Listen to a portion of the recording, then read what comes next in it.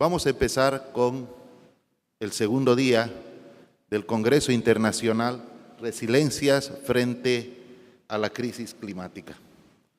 Y vamos a tener como primera exposición, ¿sí?, el tema Legal Obligation to Carry Out Investment Appraisals for Energy Measures in order to stimulate GHG abatement in companies, experience from 2 years of law application in Germany and transferability. Va a estar expuesta por el doctor Ulrich Nissen, que es profesor de Niederrhein University of Applied Sciences. Niederrhein, la universidad. Muy bien, entonces esta conferencia va a ser dada en inglés para aquellas personas que no entiendan o no comprendan parte de esta exposición. También saludamos la presencia acá del rector nacional, ¿no? Gracias por su presencia. Y para las personas que no entiendan inglés, se va a hacer en el grupo de participantes, se va a tener acá un enlace para que puedan ir viendo la conferencia en español, ¿sí? El tiempo de duración de la exposición es aproximadamente 30 a 40 minutos. Posteriormente se harán las preguntas respectivas. Bienvenido. Bueno. Hola, muy buenos días a juntos. Es un placer estar aquí. Muchas gracias por la invitación. Puedo hablar español, pero solo un poco. No es suficiente para dar una presentación en español y por eso es necesario de cambiar al inglés. Perdón. All right, so, but I'm not a native English speaker, so I guess all of you may understand me, and I'm trying not to speak too fast. All right, so the title of my presentation is Legal Obligations to Carry Out Investment Appraisals for Energy Measures in Order to Stimulate Greenhouse Gas Abatement in Companies. And as you just said, experiences from 2 years of law application in Germany and transferability. I chose this topic because it's an experiment of the German government that had started about 2.5 years ago, and it's quite new, a quite special approach, which might be interesting for other countries, perhaps for Bolivia as well. And therefore, I'm trying to explain what it is, and then at the end of my presentation, I'm trying to, talk about the possibility to maybe transfer it to other countries like Bolivia. First of all, let me just introduce myself to you very quickly. My background is being an industrial engineer, and since 17 years, I've been working as a professor for management accounting and energy management. Before that, before my university career, I was director of a management accounting department with a big production industry company and had other jobs. What might be interesting is what is relevant for my presentation is that I'm a member of the German Energy Management Standardization Committee, which is called DIN, and based on that, I'm a German delegate to the ISO, the International, and the European Energy Management Standardization Committee, and as part of that, I was the initiator and the project leader of the standardization project Valerie. It's called Valerie, stands for Valuation of Energy-Related Investments. And the output was a European standard, which was released about 3 years ago. And this is it's a relevant part of my presentation. All right, next slide. The content of my presentation. What is it about? Since about 2 years, approximately 39,000 German companies are required by law, and this is very new, to regularly develop energy efficiency improvement measures as part of their energy management system according to the international standard ISO 15001. So first of all, 39,000 companies have to introduce energy management system according to this international standard, and based on that, they have to develop energy efficiency measures. After that, they have to calculate the net present value, the NPV of each measure in accordance with another standard, this Valerie standard, so with a new European standard Valerie, to determine whether or not such measures are economically beneficial. And if so, if they are beneficial, they have to implement these measures by law. They are pushed to do this. If a company does not comply with the legal requirements, it will be fined. So this is a quite new approach. And my two questions that I would like to raise is, first, what are the experiences of the 2 years of practice so far? And secondly, and if their experiences were positive, and I can tell you they have already been positive, could that be a model for other countries, perhaps for Bolivia? So in the center, there are two standards that I've already mentioned. One is the ISO 15001. On the left-hand side, International Standard for Energy Management Systems. And on the right-hand side, this is the European standard. I have it with me here. So these two standards, which is called, the abbreviation is Valerie, for Valuation of Energy-Related Investments. So far, in Germany, these two standards together have been embedded into 8 legal acts. Some of them are obligations. That means that companies have to apply these two standards, so 39,000 companies, that's quite a bit. And the other part is companies can get privileges, for example, tax reductions, in return for implementing these two standards. So it is kind of very widespread kind of thing. And this is what I would like to call it's a new energy policy approach, particularly for companies. So let me start with this. How did that come about? What was the background story of that? Oh, sorry. So how did that come about? Let's go back to the 1990s, 1999. At that time, the German government tried to find instruments for motivating companies to reduce their greenhouse gas emissions. So at the beginning of the 21st century, there was a lack of effective political instruments to reduce greenhouse gas emissions of companies, and they introduced CO2 emission taxes, energy taxes, and CO2 emission certificates. So that was about 25 years ago. 10 years later, several investigations were carried out and came to the point that the tax impact seemed to be quite poor, so the instruments was not very effective. And on the other hand, these energy taxes led to high energy costs, and that was a strategic advantage on the international market. And there was a danger of carbon leakage. This is what the big company said to the government. And the government accepted that and said, okay, we have to change something. That was, as I said, about 15 years ago, so 2011. And the government said, okay, the energy-intensive companies, we grant them energy tax reductions up to 90% of the energy taxes, but in return demanded the introduction. That was the starting point with ISO 50001. But in return demanded the introduction of energy management systems in accordance with the very new, at that time, 2011, ISO 15001.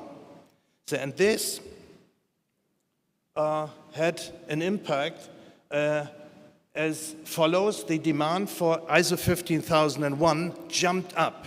On the next slide, I show you a statistical overview ISO 15001 application worldwide, and what you can see is that Germany, as a not very big country, is since then the world leader of the application of ISO 15001. And this is not because German managers like energy management. That's not the point. It is a reaction on legal activities, of the governmental activities. So since then, we are the leader before China, France, Spain, and so on and so forth. Sorry. Okay, let's go back to the beginning of the whole thing. In 1999, as I said, energy taxes were introduced. 10 years later, as I said before, 50,001 was embedded into different legal acts, but as I said, the result was not satisfying. And what was like 10 years after that, so about 2-3 years ago, again, several investigations were carried out, and they came to the point that after 10 years of experience with law-embedded ISO 15001 system, it became clear that such instruments don't have a satisfying impact. Just to say, please introduce or implement 50001 and nothing else. Simply demanding the implementation of the standard and nothing more is not enough. It is no guarantee of significant improvements in energy efficiency and GHG, greenhouse gas abatement. Something had to be changed. And at that time, it was recognized that there is an energy efficiency gap. And this should be exploited by means of energy policy instruments. What is meant by that? What is the energy efficiency gap about? Let me just quickly introduce you to this. Since the early 90s, numerous empirical studies have been published which demonstrate that in production industry companies, there are often huge energy efficiency potentials, very often huge energy efficiency potentials of which the exploitation would generate economic benefits, but they are not exploited.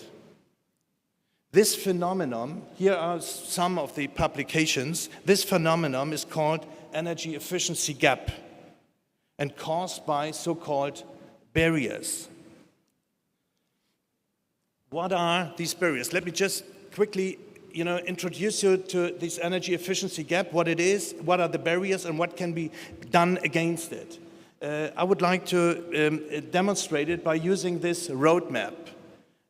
Here on the left-hand side,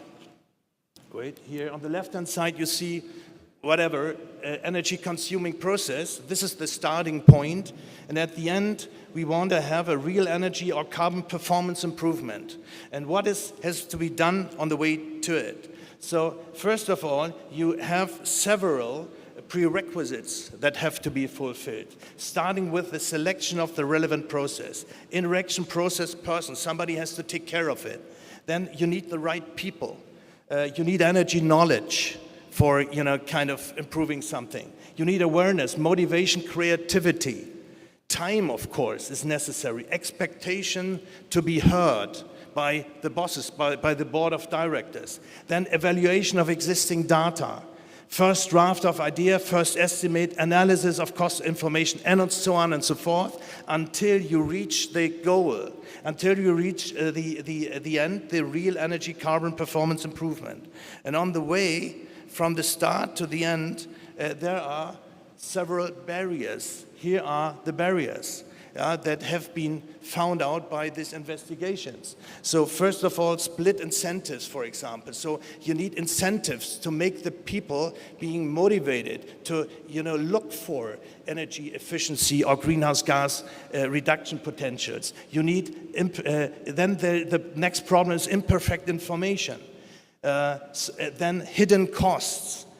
bounded rationality. What is meant is that the knowledge very often is not there to find the potentials. Then payback time restrictions and unclear decision paths. So, and that was discussed in the energy ministry in Germany. They were discussing this problem of energy efficiency gap, and at the very end, they, had the idea to introduce this new standard, which just before had been released. That was in the year 2021, the Valerie standard.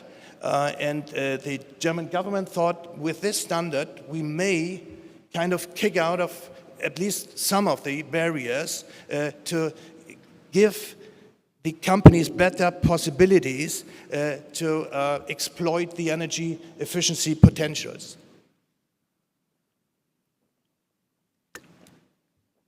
All right. Okay. But what is Valerie? What is this this strange standard? What is it about? Let me just give you a short introduction. It has 4 sections. First of all, you set up a model. You have an idea. You have an idea of how to reduce energy consumption, how to reduce energy greenhouse gas emissions. You have the idea. You set up a model. I show it by using an example in a moment. So you set up a model. Then you do the calculation. Then we have an assessment, and the result is going to be put into a report that is published.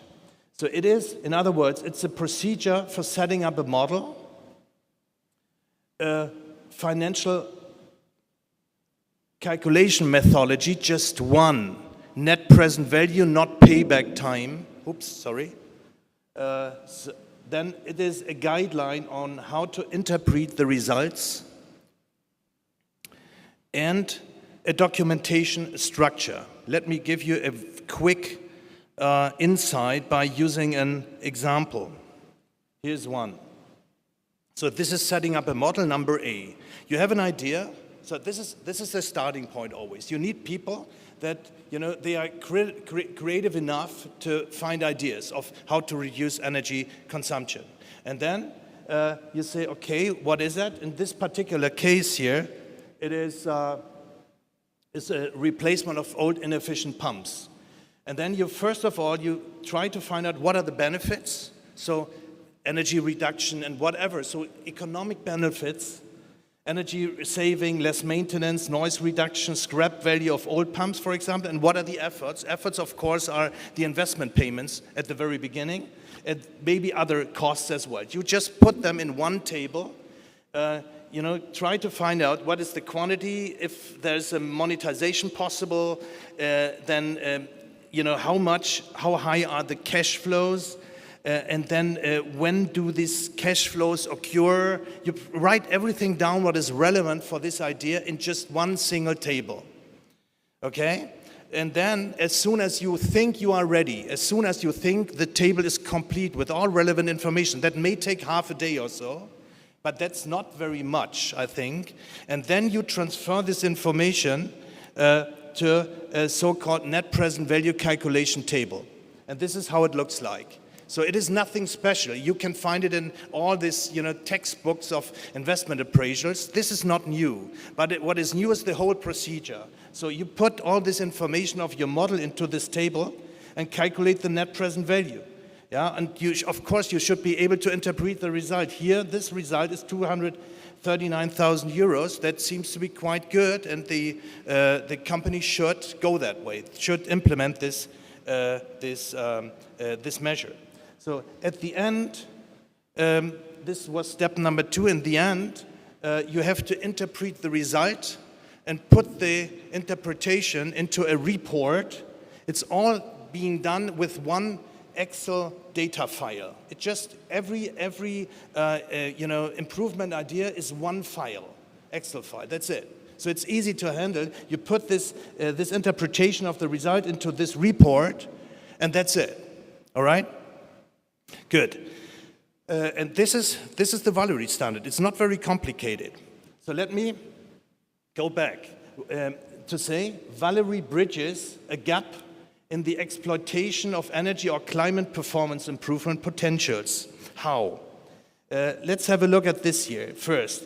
We say usually there are two direct ways of reducing energy consumption or GHG emissions in companies. One way is energy efficiency improvement, yeah, with in houses or in production facilities or whatever. This is one way, or the other way is energy type replacement. So standard energy supply by renewable energy. Yeah, all right.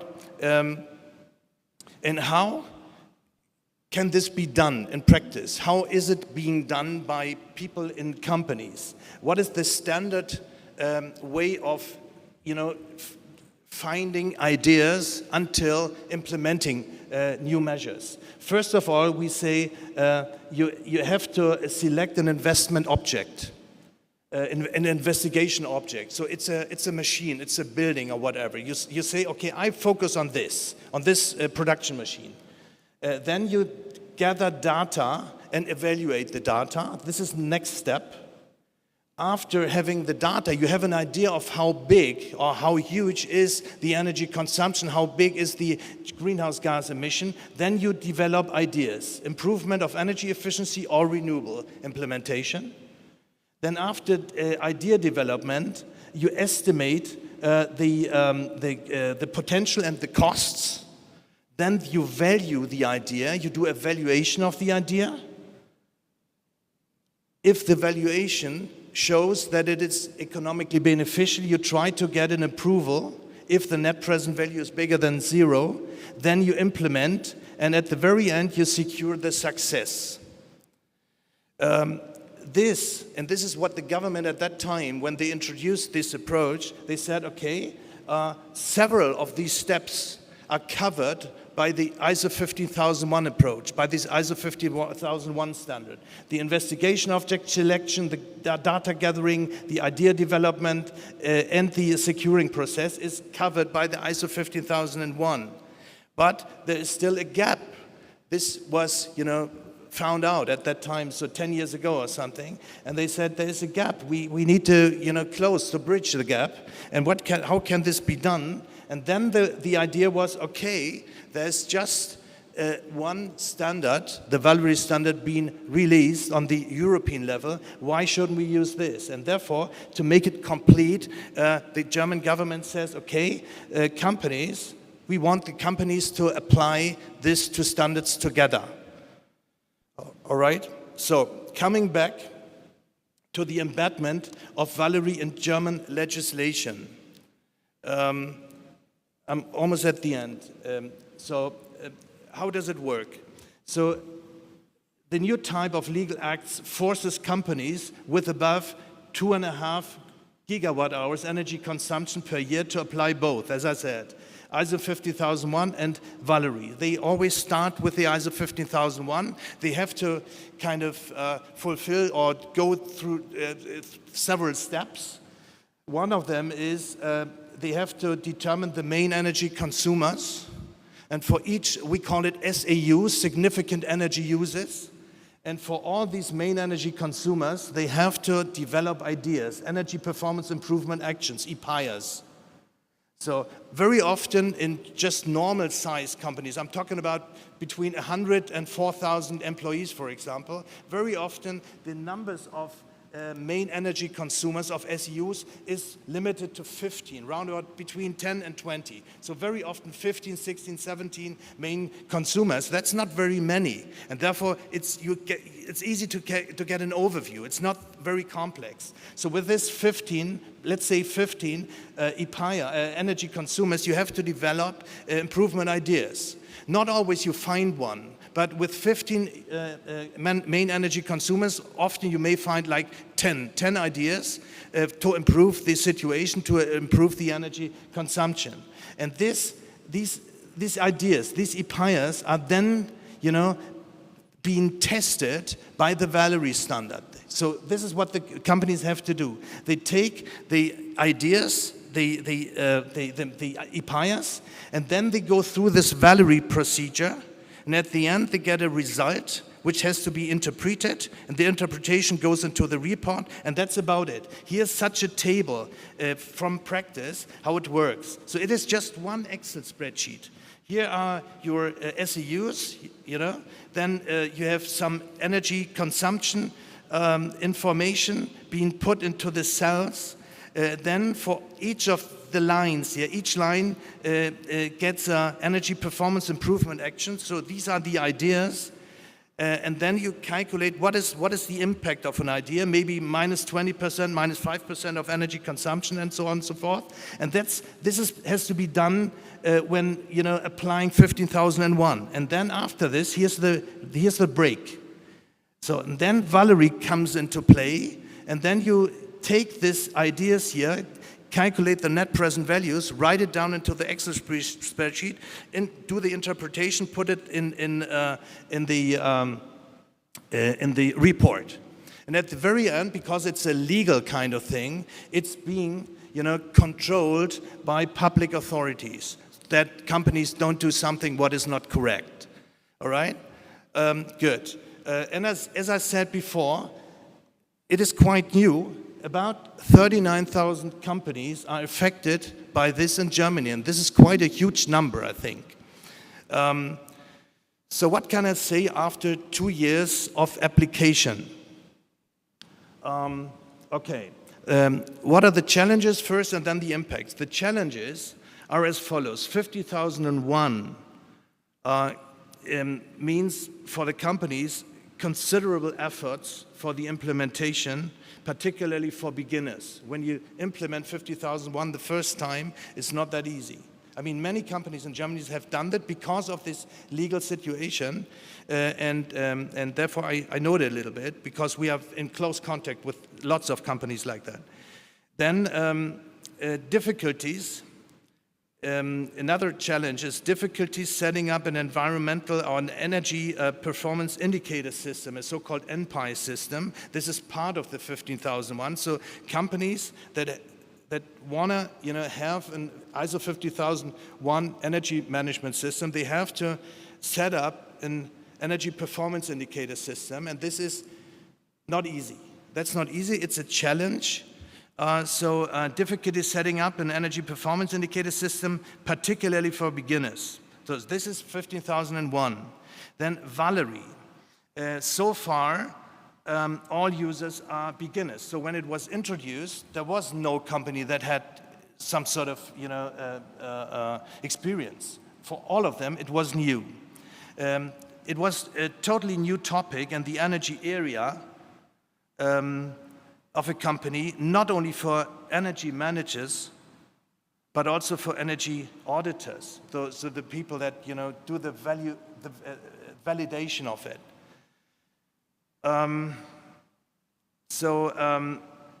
That was difficult, and it's still difficult. But the companies get used to it. So it's with everything. Everything what is new is kind of, there is an effort, but after a little while you get used to it, and that's not a problem anymore. So then we introduced Excel files on different points in the internet for helping those companies. So acceptable effort as an Excel file has been offered for download, which is used by many companies. That was helpful. And then last thing is, for many users, it has been difficult to determine adjustment parameters such as reference interest rate and lifetime of an investment. So parameters that are sometimes hard to determine. These were challenges because the companies were beginners kind of. Okay, but I think it is handleable. It's not a problem anymore. What are the impacts? What are the impacts? Sorry. What are the impacts? Oops. Doesn't work. Okay. What are the impacts? Energy management, by going that way, energy management gets a structure. Energy costs become controllable. Energy costs become controllable, and even more relevant, energy improvement potentials are being made visible by that. So it works. We could see that many companies, have found energy efficiency potentials by going that way. And so we had the feeling that it works pretty well. Energy management takes on greater importance in the companies. This is what many company people told us. Valerie, finally, a uniform assessment that the top management accepts, turning away from the payoff period as a decision-making indicator. That was very helpful as well. And most relevant, much more energy efficiency improvement measures have been implemented since then. So we can say, without having, do a scientific investigation so far, but we have the feeling that it works quite well. So it is quite successful.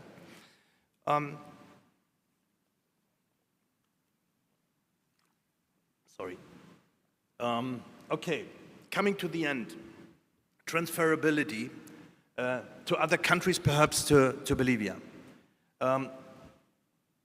German administration and companies have so far 13 years of experience in legal-based ISO 15001 application. So many companies are used to it.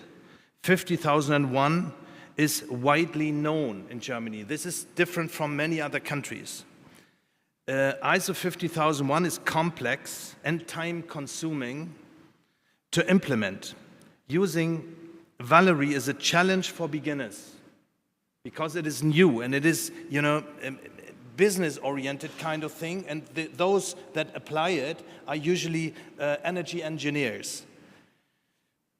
So the implementation of the two standards requires, in the long run, sufficient metering systems and perhaps additional staff. This is what we found out. Therefore, copying the German approach as it might be a bit too much for at the beginning. Therefore, my dear, is as follows. To start with, in countries with less energy management experience, it might make sense to not declare 15001 mandatory, but instead 50005, that is 50001 light. It was released, I think, 2 years ago or something. It's quite new. It's 50001 light. So say it again. To start with, in countries with less energy management experience, it might make sense to not declare 50001 mandatory, but instead 50005, and only in different business sectors, starting with that one which has the highest energy intensity, because we think they are the biggest potentials. Based on the made experience, with the first Valerie standard, based on the made experience with the first Valerie standard, a more user-friendly national, perhaps Bolivian Valerie standard might be a better option than just copying it. So I have it with me. I can show it to those of you who are interested in it. But it is the first release. And it is like with all first releases, there are errors, there are, kind of text phrases that are difficult to understand, and therefore I don't think it might make sense to just copy it. So if a country or whatever organization might be interested in it, you should, develop a new one maybe based on the Valerie experience, but with a more user-friendly language, for example. To start with, in countries with, as I said, with 50001 and based on the made experience with the first Valerie standard, a more user-friendly national standard might be a better option than just copying it. Before, the framework conditions for a successful implementation should be comprehensively investigated, of course. So to check whether it makes sense or what are the ways of introducing or developing such a standard in a country like Bolivia, for example. What are the framework conditions? They should be investigated at the very beginning. I think it might be worthwhile to think about it. Thank you very much.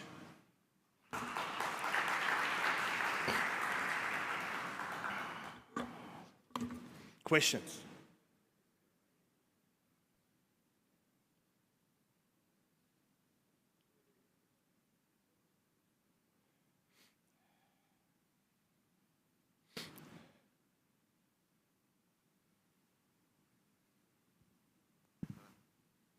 Hola. Two questions, actually. Yeah. This play where you have to do the evaluation and you have energy auditors at the same time, are all these people in-house? Are they? Okay, so in this case, there are lots of, many people who are doing this work. The ones that do the analysis, the energy auditors and all those. Are they all in-house, or are they external firms, or the government has auditors for these things? It is, yeah, thank you. No, it is not in-house, because it is in-house people are considered as not independent. That's the problem. And therefore we have an accreditation system of external auditors, and we have, public authorities. So two kinds of things. One thing is when the companies when they apply the two standards, and when they fulfill the legal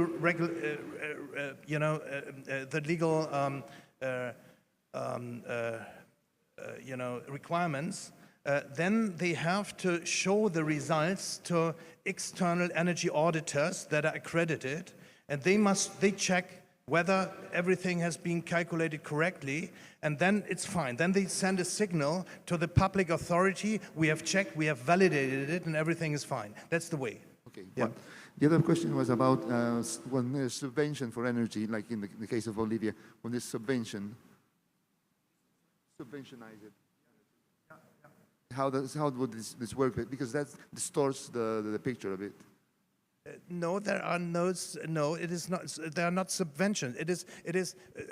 As I said at the beginning, the application of these two standards is either mandatory for many companies, who have a consumption higher than 2.5 gigawatt hours per year, or, and that might be an incentive, or if they want to have tax reductions. Yeah, so they want to get privileges from the government, then they have to implement them. So it is not mandatory though, but if you want to get the tax reduction or levies from CO2 emission certificates, then you have to implement these two standards. Okay, but no, returning to my question, you have two options. Let's say a dirty diesel procedure and with clean solar energy. Okay, so if you can be subventionized by having cheaper access to solar panels, or you can be subventionized if the cost of diesel is lower than the market price. So that distorts the net present value that you're calculating. How do you work those things out? Yeah, okay. There's a problem in terms of energy efficiency measures and renewables. Because so far, and that's a problem at the moment, so far, applying renewable energy, that means a shift from one energy type to the other, is not accepted by ISO 50001. So only energy efficiency is accepted, but they are working on it at the moment. So the 50001 standard is going to be updated or upgraded within the next, I guess, 1.5 years or so, so that also renewable energy is accepted as a measure to improve the so-called energy performance, and that's the point. So the companies that apply ISO 50001 have to prove an improvement of energy performance improvement. So, and this is being checked by external auditors as well. And the energy performance improvement is only possible with energy efficiency improvements and not renewable energy application. Yeah, but this is being changed at the moment. Yeah. Okay. Yeah, Was that an answer for your question? Yeah. Okay, Thank you. great. Further questions? Yeah.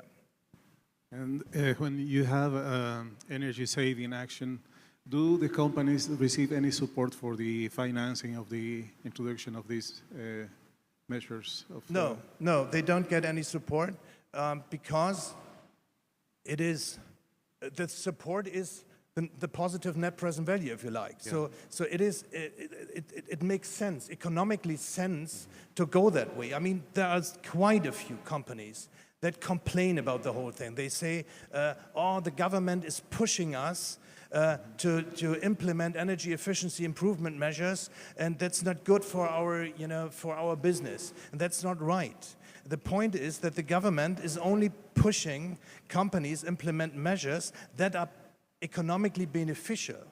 So it makes sense for the companies, regardless of the legal acts. So because it is those measures that have to be implemented, are positive for the companies, and therefore the government says we don't need any incentives. Yeah, that's the point. Okay, and one thing more, and so there is no any consideration about greenhouse gases reduction on all the whole process. Yes, there is. As I said before, the problem of is renewable energy application acceptable as, or is considered as improvement of energy performance, was in the past not there. But now, I myself, I'm in the standardization group that is at the moment developing a new 15001 standard, and the new 15001 standard is not energy performance improvement oriented. It goes further. It goes to greenhouse, so we call it carbon performance improvement. Okay. So it's changing at the moment. Please wait, I would say 2 more years or something. It's an ongoing process, and the reason of that is that more and more people, particularly standardization people, said the 15001 is out of date. It does not make sense anymore. We are not only, trying to improve energy efficiency. It's not enough. It's not sufficient. We should focus on greenhouse gas mitigation. Yeah, and therefore it is being changed now. So there will be the 15001 will exist in 2 years already. It will still exist in 2 years, but there will be an add-on standard. So the standard will be called 15001-2. Yeah, and this is climate change oriented. Okay. Yeah. Thank you. Yeah. Thank you. Yes.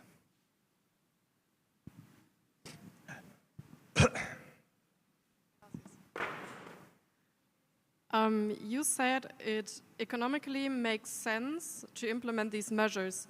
Yeah. Then I was wondering if the instrument necessary for companies to implement these measures is a law, or if it would be sufficient to do maybe a supporting program or some kind of consulting. Yeah, I understand what you mean, and it's strange. From the outside view, it's strange, but this is the energy efficiency gap. This is what scientists, researchers have found out since the early 90s, that there are so many companies that have wonderful, huge energy efficiency improvement potentials, which would be economically beneficial to exploit them, but they don't do because of the barriers. The problem is, and this is what our experience is also with companies, is that there are huge potentials, but very often nobody cares about it in companies. That's a problem. Nobody cares about it. It's an educational problem as well, because who is responsible for cost reduction? So economically beneficial is something to reduce costs, right? So and who is responsible for cost reduction? Usually the management accountants. So the business section of a company. And they very often have no education in kilowatt or kilowatt hours or something like that. So they are kind of have problems with these energy things. So, and on the other hand, we have the energy managers, usually engineers, yeah? And they know everything, but they are not educated in business management things like investment appraisers. So we have two different kind of areas of people that are differently educated, and it does not fit together. So there are those that may have wonderful ideas, but they cannot communicate it as being something economically beneficial, and the others that would make the decisions for investments, but they don't understand kilowatt and kilowatt hours. That's the point. That's the point. I think it is a worldwide problem. Of course, I can't say it for Germany, but I guess it's everywhere. Yeah. So in my experience is everything starts also with transparency.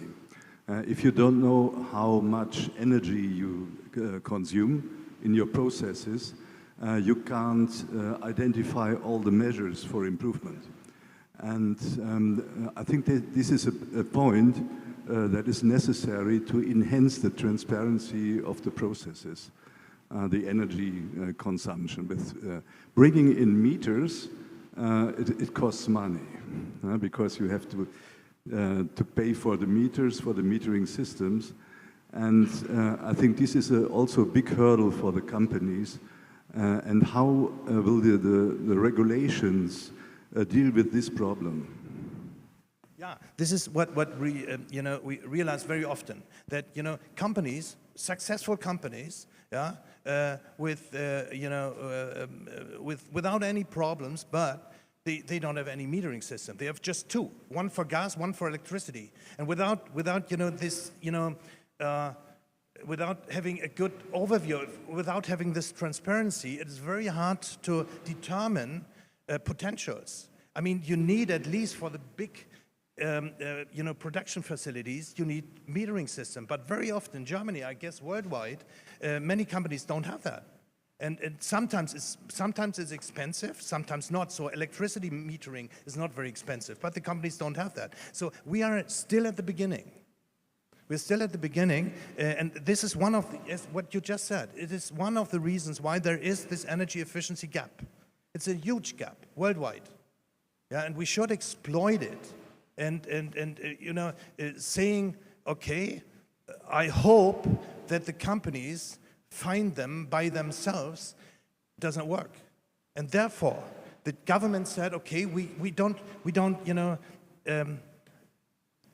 just want to help them to get on the right path. That's the idea behind that, I think. Yeah, and for my, the experiences of the last 2.5 years, it seems to work. It's a new approach, and I thought this was the idea of this presentation. I thought maybe other countries that might be interested in that. It is. I think it is transferable. Okay. Any more questions?